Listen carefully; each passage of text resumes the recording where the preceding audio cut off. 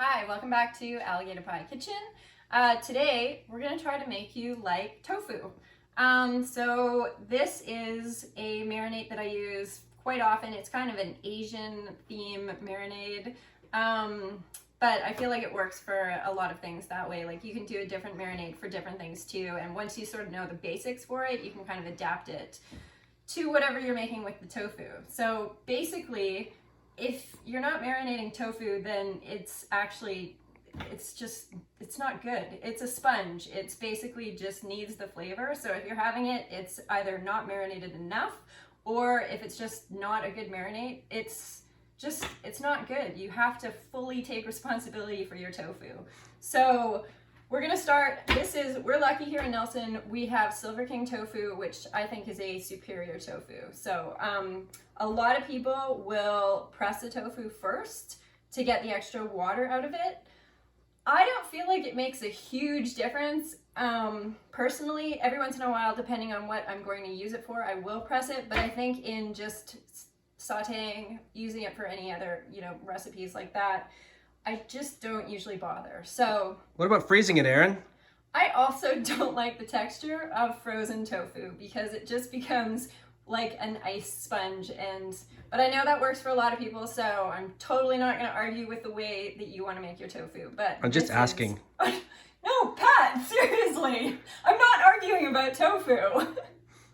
Okay. You'd lose. So, we're going to start off. Just as a background, I've been vegetarian for 30 years and it took me a long time to like tofu. So I kind of had to get to this point of understanding tofu. So we're going to start off with, Franklin, go! We're going to start off with chopping this into pieces to marinate. I'm going to do it in a bit smaller pieces. I kind of feel like if you do it into smaller pieces, there's a bit more area to marinate. So if you do it into bigger, then it's just going to be that spongy middle bit. So, okay, so I'm going to cut it into, I'm going to do this sort of inch pieces, I guess, 1 inch pieces. So we're going to do this, have this ready to go. And then I've got, and also I have never measured this before, so I actually had to think it out before I did this. I basically just pour all the ingredients into a Tupperware container, so you can definitely change it to whatever your tastes are. So this is 3 tablespoons of tamari.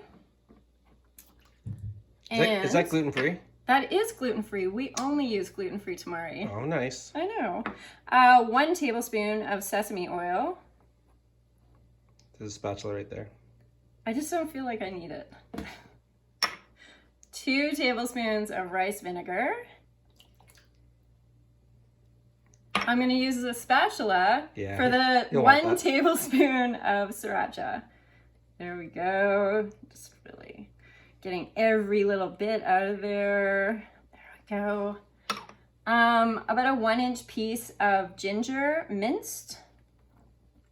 You can also put some garlic in too. I would put a bit less garlic just because it does become overpowering if you're gonna have it sit for that long. And about 1 or half a tablespoon, I guess, of cane sugar.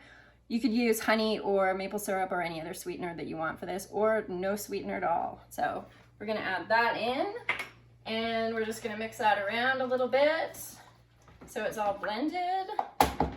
And then we're gonna put our tofu in there so that it's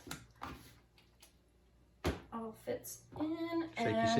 Shaky. And then we're gonna put the lid on and turn it upside down. Shake it, and then we're gonna put it in for, I'd say like at least 3 hours in the fridge, but like we end up keeping it for about 3 days sometimes, so I just marinate it as soon as we get it. So we will move on to the next step after we've let this marinate. So we're back. I've had the tofu marinating for a few hours now, so you can see it's definitely absorbed quite a bit of the marinade at this point. So what we're doing is I've got the pan on medium-high, and we're going to add just over a tablespoon of coconut oil. You could use canola oil or a different kind of oil that's can tolerate the high heat and that doesn't have too much flavor. Like olive oil might have a bit too much flavor with it. So we're just gonna... And will burn. And will burn.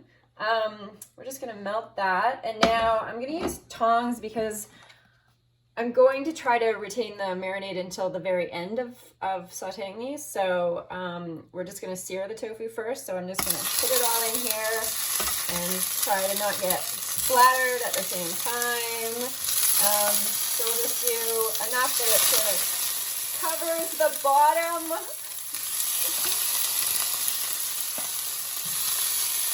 There we go.